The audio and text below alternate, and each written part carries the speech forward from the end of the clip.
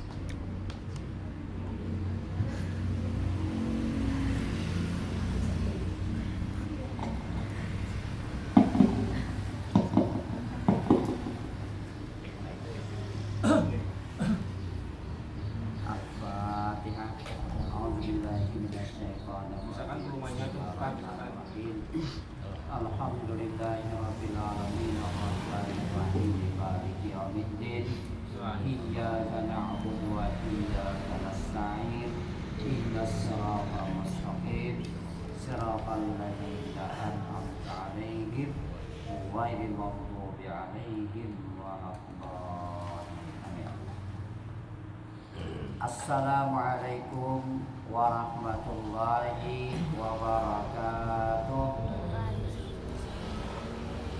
Bismillahirrahmanirrahim. Alhamdulillah.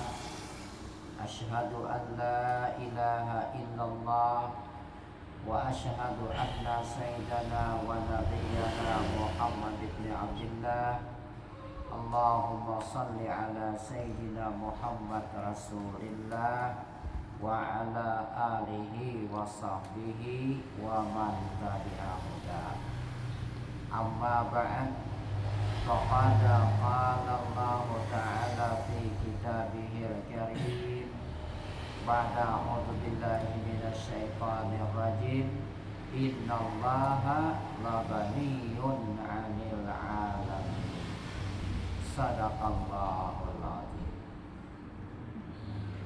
Malam ini akan kita bahas sifat-sifat kesempurnaan Allah Subhanahu wa taala, ialah yang kelima, qiyamuhu binafsih. Halaman 17-18. Qiyamuhu binafsih. Allah berdiri dengan sendirinya.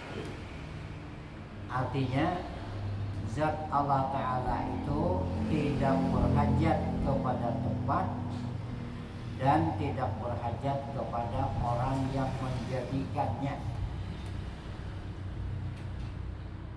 Allah berdiri dengan sendirinya. Artinya zat Allah Ta'ala itu tidak berhajat kepada tempat dan tidak berhajat kepada orang yang mengadakannya. Ini zat yang qadim. Adapun zat yang baharu ini berhajat kepada tempat dan berhajat kepada orang yang mengadakannya. Jika zat Allah itu berhajat kepada tempat, tentu zatnya berubah menjadi sifat. dan tidak sah zat berubah menjadi sifat. Jika zatnya berhajat kepada orang yang mengadakannya, tentu yang baharu. Jika dia baharu, tentu alam ini tidak ada. Maka zat Allah Ta'ala itu tidak berhajat kepada tempat dan tidak berhajat kepada orang yang mengadakannya. Jika ada, kita jumpai ayat Al-Quran yang mengatakan Tsummastawa 'alal arsy. Mana asal? Kemudian Allah duduk di atas arsy. Nah, duduk di sini ditakwilkan maknanya, dipalingkan maknanya kepada berkuasa. Tsummastawa 'alal arsy, kemudian Allah berkuasa di atas arsy. Kalau kita maknakan duduk, berarti Allah berada di arsy. Lalu kata para ulama khalaf, ulama kemudian duduk di situ ditakwilkan menjadi berkuasa. Lalu zat Allah itu tidak bertempat. Nah, yang kelima, qiyamuhu binafsih.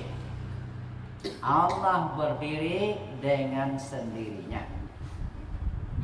Wajib Allah Subhanahu wa Ta'ala bersifat qiyamuhu binafsih, berdiri dengan sendirinya. Mustahil ia bersifat ihtiyaj, yakni berhajat kepada yang lain. Mustahil Allah berhajat kepada tempat, dan mustahil Allah berhajat kepada yang lain.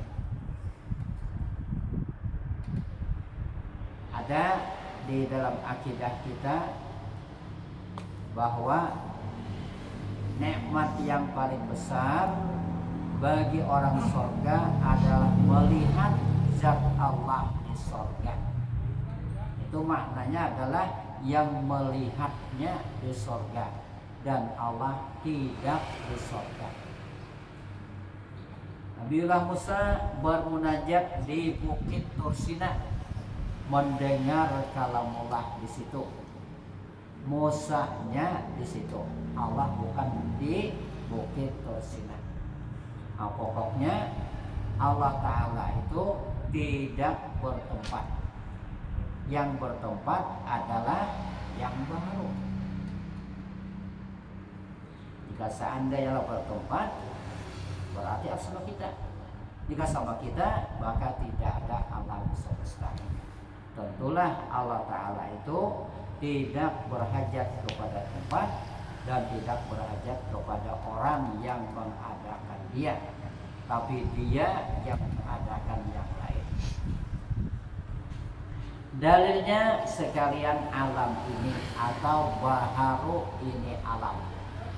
Alam ini ada sebagai bukti bahwa Allah itu tidak bertempat dan Allah Ta'ala tidak berhajat kepada yang mengadakan akan dia. Firman Tuhan dalam surah Al-Ankabut ayat 6. Innallaha laghaniyun 'anil 'alamin. Innallaha laghaniyun 'anil 'alamin. Sesungguhnya Allah Subhanahu wa taala maha kaya dari semua alam.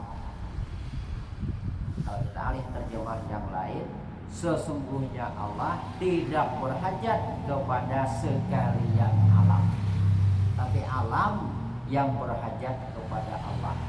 Arti alam sesuatu yang lain daripada Allah Ta'ala. Itu mana alam?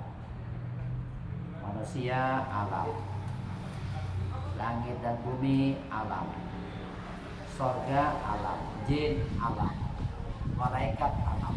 Nah, semua alam adalah berhajat kepada Allah, dan Allah tidak berhajat kepada semua alam, apakah alam musyahadah ataupun alam yang gaib. Penjelasan keterangannya, yang dimaksud dengan berdiri sendirinya, yaitu zat Allah Subhanahu wa taala tidak berhajat kepada tempat dan yang menjadikannya. Jadi tiap nafsi ini ada mengandung dua makna. Yang pertama, zat Allah tidak memerlukan tempat. Yang kedua, yang lain adalah berhajat kepada Allah Ta'ala. Atau kata lain, Allah tidak berhajat kepada yang lain, tapi yang lain berhajat kepada Allah Ta'ala. Ini makna dari qiyamuhu binafsih.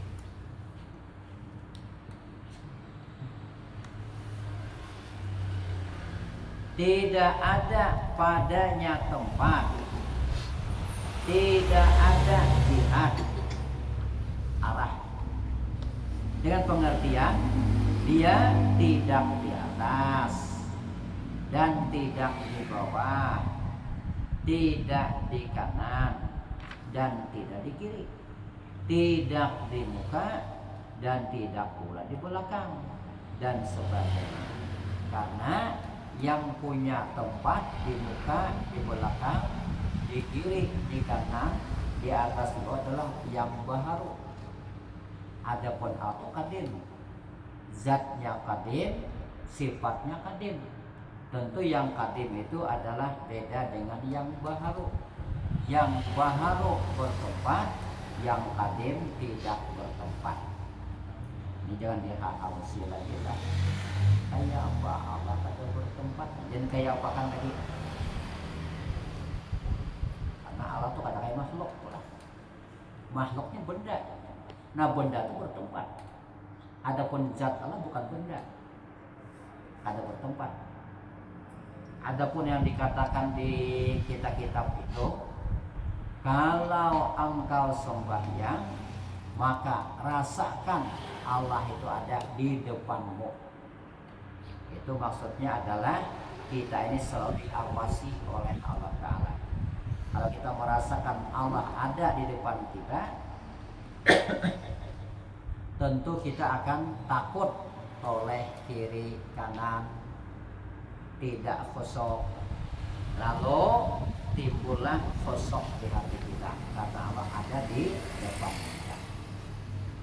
Di depan itu maknanya adalah Allah selalu mengawasi kita. Bukan mana Allah tadi di hadapan adalah maka dia bertempat. Ada kata-kata ingat kepada yang di atas ya. Di atas kalau tanah itu maknanya Allah di atas daripada segala-galanya. Ingat Allah selalu memandang dengan matanya. Nah itu maksudnya Allah mengawasi akan kita.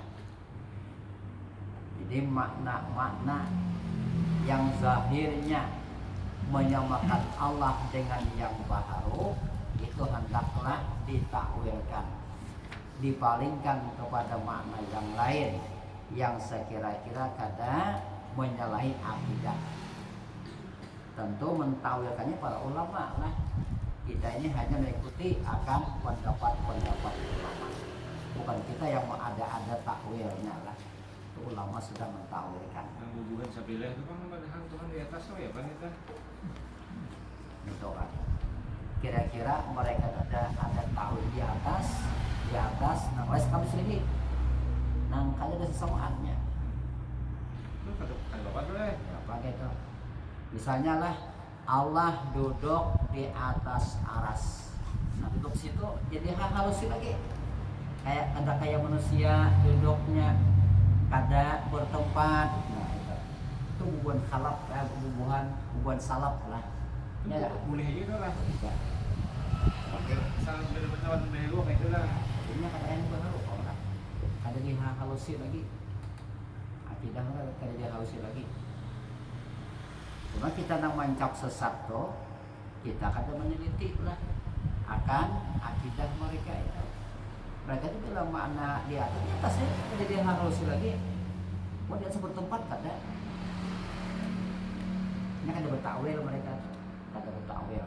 Namanya salafi. Tapi kalau khalafi bertakwil. Bertakwil.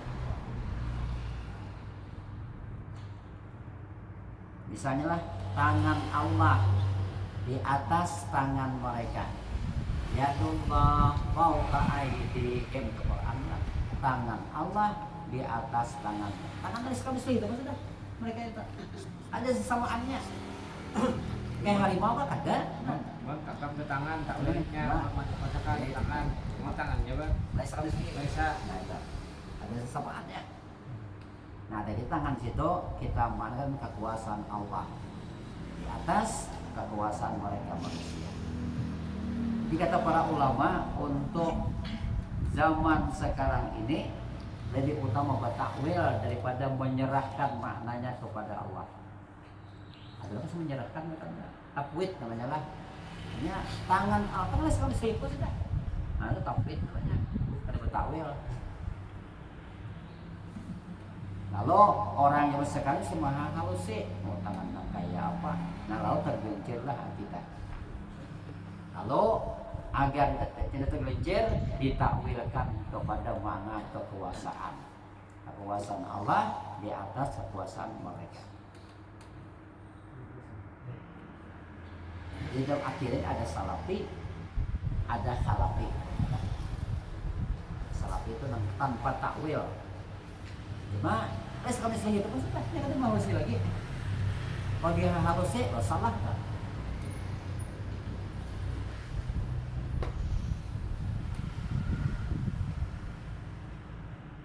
Bukan bersalamahnya ada bertawil bersalamah bukan piranda bukan sapek ini ada bertawilan Itu bang, kalau mahal dia hantam kan. jadi cuman ya disangkanya kita bersalahnya, mereka tuh menyalahkan kita bersalahnya.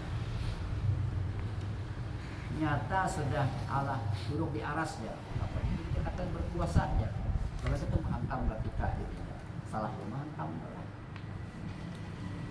Ini ada dua dengan salafi dan salafi. Itu kan judulnya benar. Jadi salafi itu kan ada halusin lagi. Jadi sekali selih itu sudah. Lihat tangan, sekali selih itu sudah. Jadi gue bayangkan tangan kayak apa? Ya, jangan Pak. Lalu supaya lebih selamatnya takwilkan makna tangan kepada makna kekuasaan. Kemudian takwilkan makna duduk kepada berkuasa. Makanya Quran ada mengatakan wa ma ya'lamu ta'wil wa ma ya'lamu ta'wilahu illallahu warasihuna fil ilmi. Tidak tahu akan takwilnya kecuali Allah dan orang yang kuat pada ilmu. Kalau ada yang wakaf lah, wama ya'lamu ta'wilahu illallah. Tidak tahu akan takwilnya kecuali hanya Allah. Warasihun fil ilmi, orang yang kuat berilmu mengatakan ini. Kalau beda wakafnya di Quran ya. Kalau salafi wakafnya wama ya'lamu ta'wilahu illallah. Warasihun fil ilmi. Ada kita khalafi, ada wakaf di Allah. Wa ma ya'lamu ta'wilahu illallah war rasul. Warasihun lah. Wa ma ya'lamu ta'wilahu illallah war rasihun. Tidak tahu akan takwilnya kecuali Allah dan orang yang sudah kuat ilmu. Lalu orang khalafi mentakwilkan karena mereka kuat ilmu.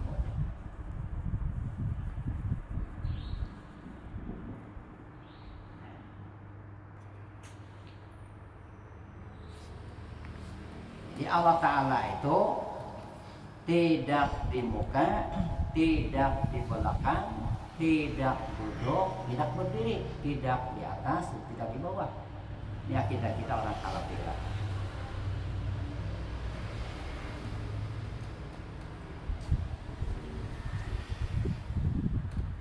Kalau ada kata-kata Allah berada di samping kita, itu Itu maknanya adalah kita selalu diawasi oleh Allah. Nah, di samping bertempat adalah adapun yang nampak di kiri dan kanan kita dan pada semua jihad adalah asar, bekas perbuatan Allah Subhanahu wa taala. Bekas ciptaan Allah Ta'ala. Di atas kita langit, itu bekas ciptaan Allah Ta'ala. Di bawah kita bumi, itu bekas ciptaan Allah Ta'ala. Di kiri, di kanan kita, di muka kita, di belakang kita adalah bekas ciptaan Allah Subhanahu wa taala. Firman Tuhan dalam surah Al-Baqarah ayat 115, "Ainama tuwallu fasamma wajhullah." Ainama tuwallu fasamma wajhullah. Kemana saja kamu menghadapkan muka dan hati, maka disitulah wajah, yakni bekas perbuatan Allah Subhanahu wa taala. Di ayat ini ada juga yang menggunakan dalam arah sembahyang. Ainama tuwallu fasamma wajhullah. Kemana kau berhadap, di sana Allah Subhanahu wa taala. Ya, ada yang memaknakan tentang arah sembahyang. Kalau kita bingung, tidak tahu arah kiblat, nah kalau kita beristihad sana kiblat, kalau kita sembahyang hadap ke sana. Di sini penafsirannya, kemana saja kamu menghadapkan muka dan hati, maka disitulah wajah, yakni bekas perbuatan Allah Subhanahu wa taala. Jadi wajah di situ tawirkan bekas perbuatan.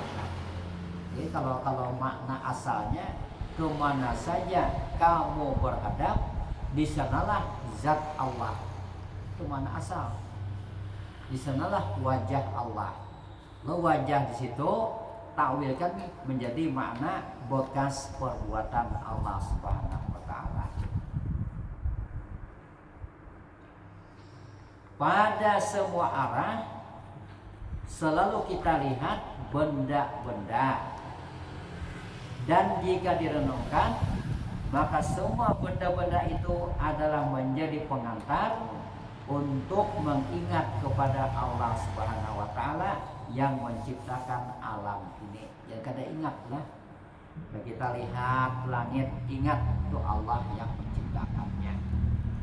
Lihat laut, ingat di hati Allah yang menciptakannya. Yang namanya fa'tabiru ya ulil absar. Ambillah pelajaran wahai orang-orang yang ada punya pandangan mata hati. Nah, itu dikatakan oleh Hikam, ma ra'aitu syai'an illa ra'aitullaha fihi. Tidaklah kupandang sesuatu melainkan kupandang Allah padanya. Maksudnya pandang langit, ingat Allah yang menjadikannya. Pandang laut, ingat Allah yang menjadikannya. Pandang matahari, ingat Allah yang menjadikannya. Di lampu merah, lihat orang lewat, mundar mandir, ingat Allah yang menggerakkannya. Itu makna ma ra'aitu syai'an illa wa ra'aitullaha fihi. Tidaklah kupandang sesuatu melainkan aku pandang Allah padanya. Jangan menjadi mahjubin, terdinding Allahnya, janganlah. Pandang sesuatu lupa akan Allahnya, janganlah. Ya, hendaklah ingat kepada Allah. Ya, paling kurang tadudiklah Allah Ta'ala. Yang bagus tuh langsung berbaringan. Pandang sesuatu langsung ingat Allah. Yang lebih hebat lagi, tadallu Allah daripada sesuatu. Itu yang dikatakan ma ra'aitu syai'an illa wa ra'aitullaha qablahu. Tidaklah kupandang sesuatu melainkan kepada Allah sebelumnya, karena Allah lebih nampak dari sesuatu. Orang sudah hebat kan? Di latihan-latihan kita itu agar ingat kepada Allah, pandang sesuatu ingat Allah sesudahnya. Itu paling kurang kan? Paling kurang kayak itu. Jangan sampai pandang sesuatu lupa akan Allah. Bila pandang sesuatu lupakan Allah, kita namanya orang mahjubin, orang yang terdinding. Terdinding Allah sesuatu. Nah, supaya kita selalu ingat kepada Allah. Itu yang namanya zikir lah. Zikir hati namanya. Nah, zikir hati itu zikir yang terhindar daripada riya dan sum'ah. Orang udah tahu. Dan bahkan malaikat sudah tahu mereka ketika kita berzikir. Nah, ketika dicatat amal, lalu para malaikat melapor kepada Allah di hari kiamat.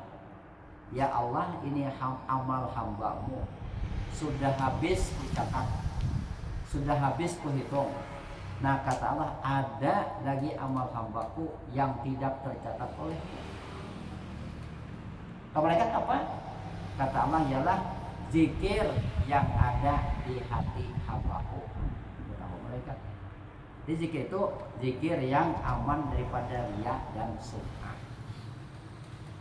Dan zikir itulah terkadang lebih afdal zikir jahar banyaring, terkadang lebih afdal zikir sir, zikir di hati. Jadi kadang mutlak zikir itu afdal zikir nyaring, kadang mutlak zikir afdal zikir hati, tergantung keadaannya. Nah, jadi kita diundang orang acara tahlilan, acara haulan, nah dikala itu afdal zikir banyaring, la ilaha illallah dan lain-lain. Mun berataan sidam kita berataan. Kalau mau dibacanya. Karena jadi zikir hati itu lebih afdal. Nah, jadi kada mutlak afdal zikir di hati, kada mutlak afdal zikir di lisan atau zikir lain. Di dalam keadaan. Nah, di tengah-tengah orang banyak, nah di pasar ataupun di khalayak orang banyak, nah waktu itu afdal zikir di hati. Nah, ketika di pasar kita, nah di waktu itu afdal zikir di hati. Mau di pasar kita berzikir la ilaha illallah, la ilaha illallah. Tentu ada yang menduga-duga atau yang gila, maka berdosa orang menduga ya. Ketika di pasar itu udah hati kita aja zikir. Lihat orang lewat, ingat Allah yang menggerakkan. Lihat orang yang duduk, ingat Allah yang mendudukkan. Selalu hati kita ingat kepada Allah. Itu zikir hati namanya. Zikir yang tersembunyi di hati. Jadi hikam itu mengajarkan kepada kita agar selalu ingat kepada Allah. Pandang sesuatu ingat akan Allah. Pandang sesuatu ingat akan Allah. Pandang orang berjalan ingat Allah yang menjalankan. Pandang akan gunung ingat Allah yang menjadikannya. Pandang laut ingat Allah yang menjadikannya. Jangan lupa Allahnya itu.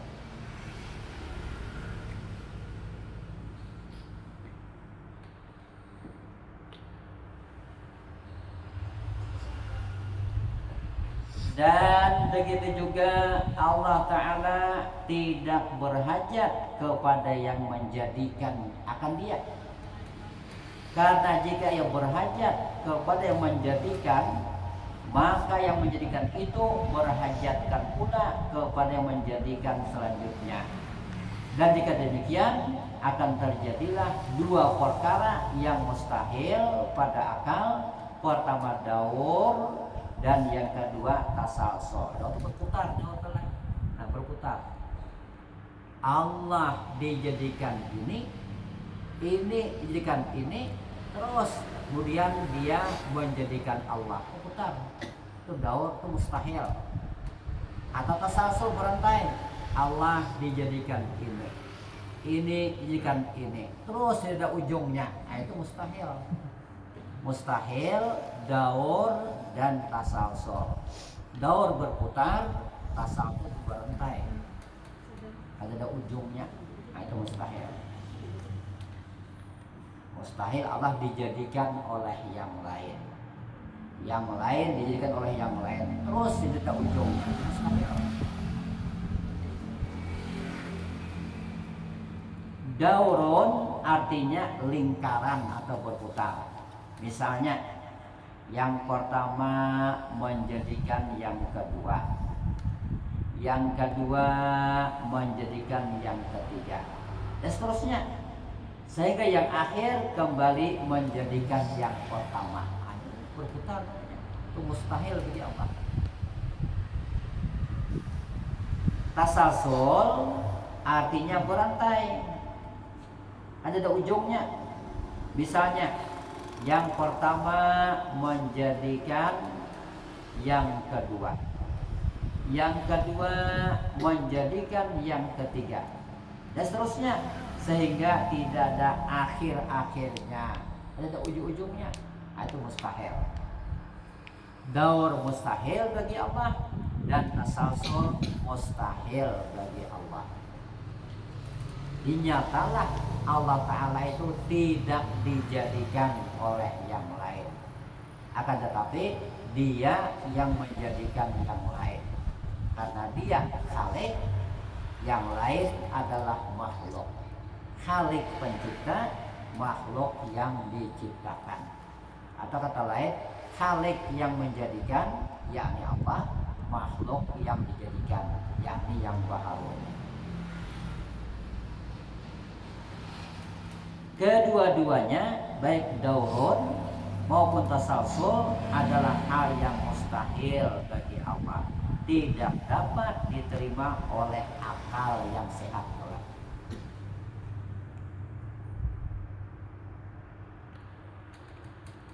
Di samping itu, maksud dari bersendirinya juga mengandung pengertian bahwa Allah Ta'ala dalam menjadikan sesuatu sejak dari ta'yin awal pertama dan ta'yin sani yang kedua, dari perencanaan sampai pada menzahirkan, kemudian mengatur dan meliharanya sampai pada masa melenyapkannya kembali, kembalikan, tidak menghajatkan bantuan yang lain. Karena itu ia disebut Al-Qayyum, Maha Pelaksana. Nah, itu menentukan lah. Pada zaman azali sesuatu sudah ditentukan oleh Allah Ta'ala. Ada yang membantu. Itu tayin awal namanya. Azali itu zaman yang tidak ada awal. Pada zaman yang tidak ada awal, Allah Ta'ala tentukan sudah. Simpulan begini bentuknya, tentukan sudah. Tidak ada yang membantunya. Lalu Allah zahirkan, Allah jadikan sesuai dengan perencanaannya tadi. Juga tidak ada yang membantu. Allah pelihara, tidak ada yang membantu. Allah wafatkan, tidak ada yang membantu. Jadi merencana, menjadikan, itu nisbah kepada pandai kita aja lah. Bagi Allah ada urutannya lah. Ya ada urutannya kita aja. Kita berencana menambah rumah lah. Berencana lebar 6, panjang 12, itu rencana. Kita olah maketnya sudah. Lalu kita laksanakan. So rencana itu, rencana dahulu baru melaksanakan. Itu bagi yang baharu. Bagi Allah kan ada urutannya.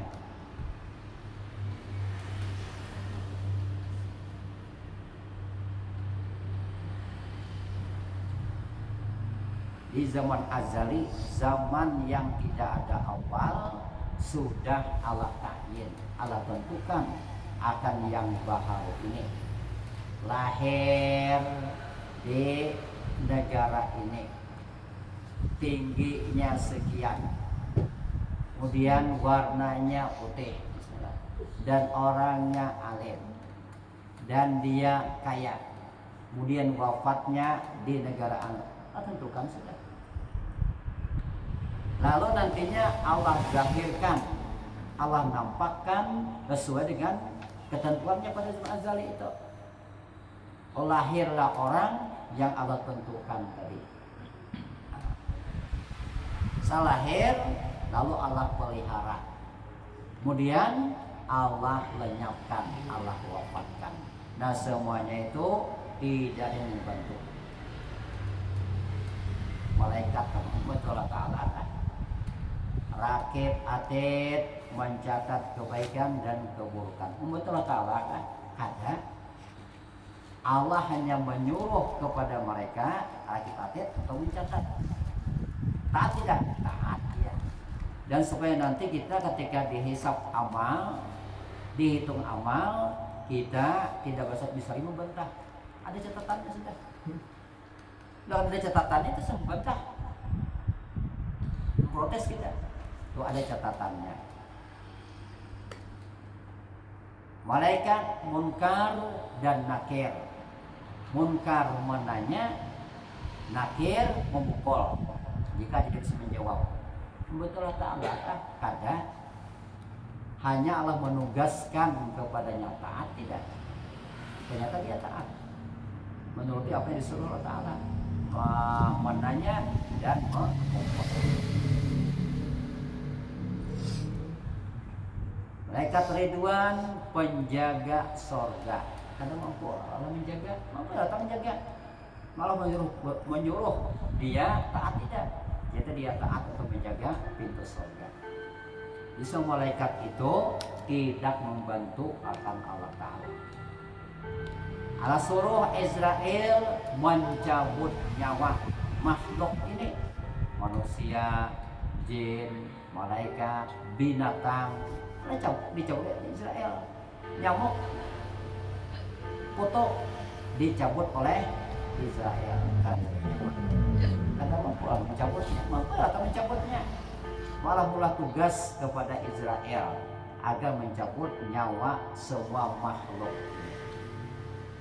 Jadi malaikat tidak membantu Allah Ta'ala. Jika mereka membantu, apa? Allah berhajat. Nah jika berhajat lemah, jika lemah tidak mungkin alam ini ada. Oh nyatalah Allah itu adalah maha kaya, tidak berhajat kepada yang lain, tapi yang lain berhajat kepada Allah Subhanahu wa Ta'ala.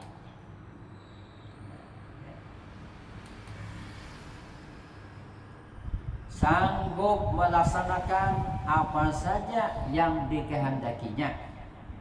Malahan semua yang lain menghajatkan kepadanya. Kita ini dan makhluk yang lain satu detik pun tidak luput daripada berhajat kepada Allah Ta'ala. Jadi semua makhluknya berhajat kepada Allah Ta'ala, tidak luput.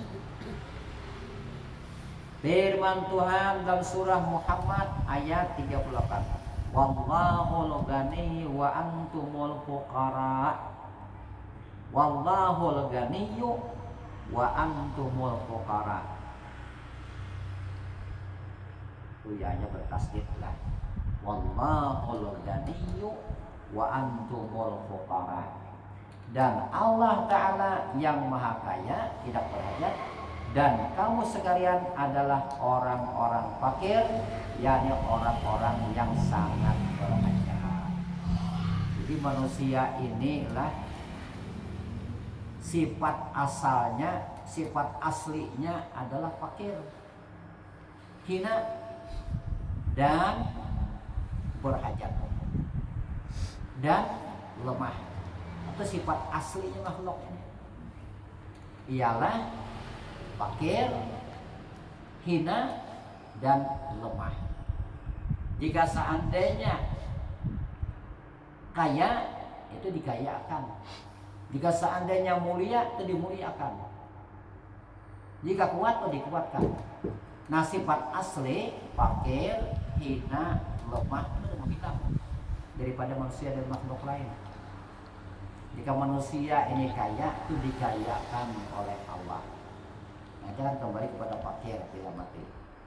Jika manusia ini mulia, itu dimuliakan oleh Allah. Jika manusia ini kuat, itu dikuatkan oleh Allah. Sifat aslinya fakir, hina, dan lemah. Nah, oleh karena itu kalau kita disebut orang fakir, maka jangan marah. Kata kita fakir. Jika kita dikatakan orang hina, jangan marah. Karena kita hina. Hina. Jika kita ini dikatakan orang lemah, maka jangan marah karena kita lemah. Yang kaya hanya Allah. Pada hakikatnya lah, yang mulia hanya Allah, yang kuat hanya Allah. Makhluk adalah fakir, hina, dan lemah. Nah, maka itu ketika kita berdoa itu, maka rasakan bahwa kita adalah fakir, hina, dan lemah. Maka bila merasakan itu, ketika berdoa, doanya lebih dekat kepada dikabulkan. Bila orang berdoa itu merasa kaya, merasa mulia, merasa kuat, Allah kan mengabulkan. Sudah kaya apa diberi lagi? Sudah mulia apa diberi lagi? Sudah kuat apa diberi lagi? Jadi ketika perang Badar itu Allah memuji akan Nabi kita dan sahabat, yaitu ketika kalian berdoa kalian merasa hina, lalu Allah bantu, turunlah malaikat dengan jumlah yang sangat banyak sekali, sehingga para kafir Quraisy berlarian karena Nabi kita dan sama mendapat bantuan dari Allah SWT. Karena mereka ketika berdoa itu merasa hina dan merasa lemah. Jadi katakan di hikam itu, orang berdoa itu bila merasa kaya, merasa mulia, merasa kuat, maka doanya tidak terima. Tapi bila orang itu ketika berdoa merasa hina, merasa berhajat, merasa lemah, maka doanya lebih dekat kepada dikabulkan.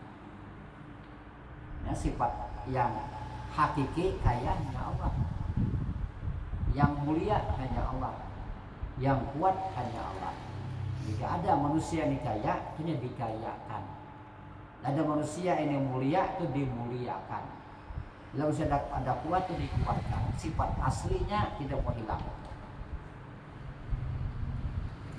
Nah, berhajatnya semua yang lain, yakni makhluk, kepada Allah SWT adalah suatu bukti bahwa semua yang lain adalah baharu.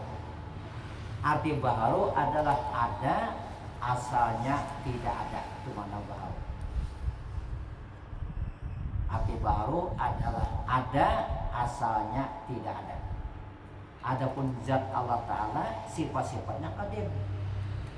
Ada awalnya, dan ada akhirnya. Ada diciptakan. Nah, karena Allah yang menciptakan.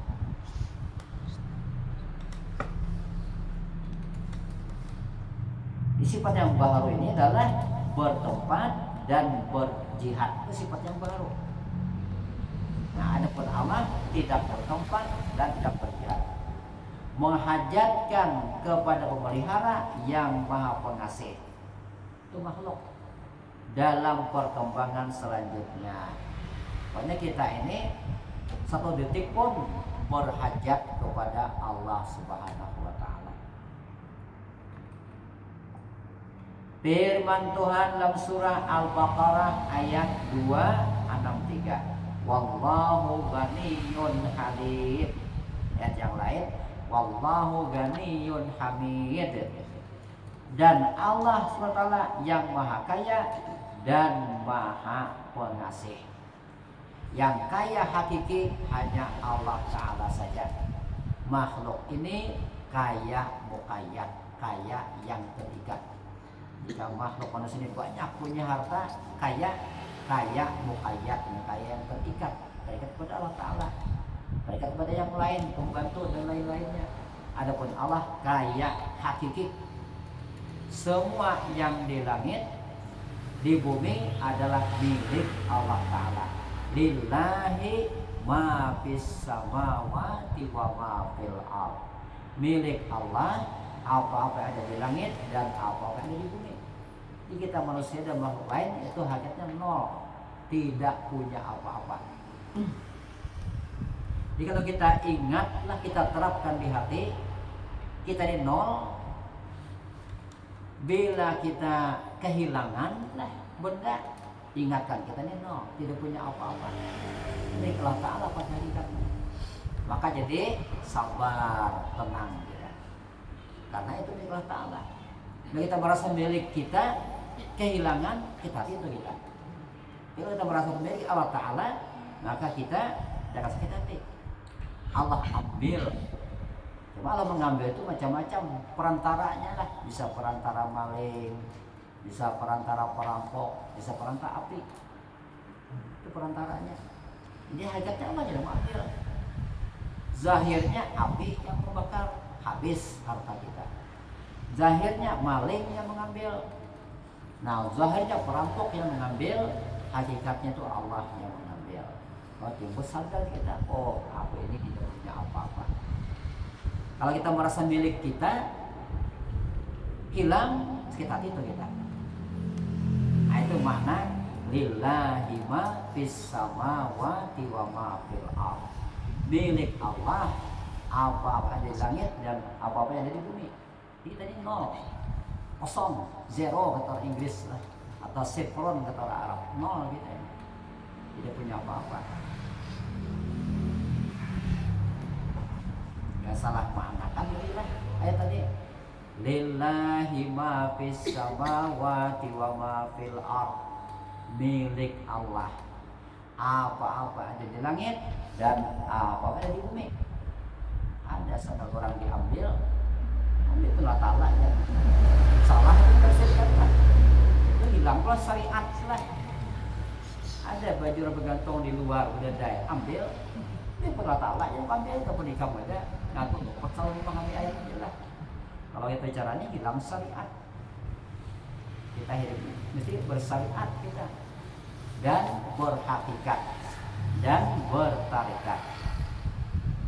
Ya, kita pengajian sufi yang menyimpang telah. Maka ada istilah menangkul makhluk. Allah Ta'ala pemberitaan ya. Ini salah menafsirkan ayat tadi. Dan Allah Ta'ala itu kepada manusia itu hakikatnya lah, hakikatnya yang di langit di bumi adalah milik Allah Ta'ala. Kita ini tidak punya apa-apa. Kita nol hakikatnya lah. Nol, satu, nol lagi. Jadi banyak nol pada satunya. Nol, lahir nol kita ini. Berusaha dapat satu. Mati nol lagi. Dia hakikatnya nol kita ini. Tidak punya apa-apa.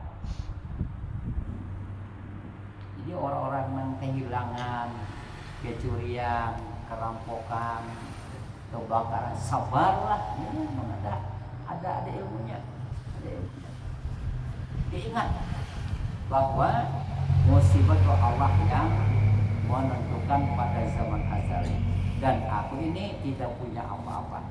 Aku nol, sabar. Nah, sabar yang kita mau ucapkan lah prakteknya yang berat juga. Jangan kamu sabar Pak. Innallaha ma'as sabirin. Semuanya Allah bersama orang-orang yang sabar. Kalau menimpa kita kayak apa kita mau malahkannya juga. Teman macam sabar tuh lah. Katakan sabar itu Allah beri pahala dengan tidak terkira-kira banyaknya. Innama yuwaffas sabiruna ajrahum bighairi hisab. Sesungguhnya Allah berikan pahala orang yang sabar dengan tidak terkira-kira banyaknya. Ada bertakar pahala yang Allah berikan kepada orang yang sabar. Sabar mengerjakan perintah-perintah Allah Ta'ala. Sabar meninggalkan larangan Allah Subhanahu wa Ta'ala. Sabar atas musibah yang Allah timpakan kepada kita. Itu mana sabar. 3.